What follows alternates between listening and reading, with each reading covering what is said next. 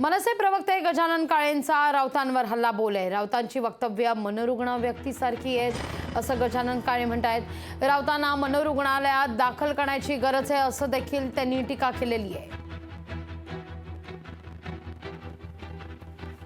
संजय उर्फ मनोरुग्ण राऊत यांची काही दिवसातली विधानं पाहता यांना मनोरुग्णालयामध्ये ऍडमिट होणं गरजेचं आहे।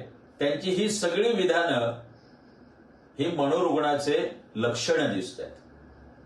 त्यामुळे पुणे येरवडा येथे असलेले जे मनोरुग्णालय आहे त्याचा फॉर्म महाराष्ट्र नवनिर्माण सेनेच्या वतीने आम्ही संजय उर्फ मनोरुग्ण राऊत यांचा ऍडमिशन फॉर्म भरलेला आहे।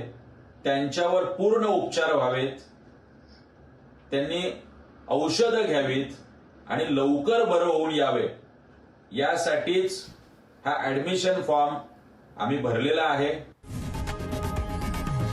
लोकशाही मराठी ऐका, पहा, जागरूक रहा।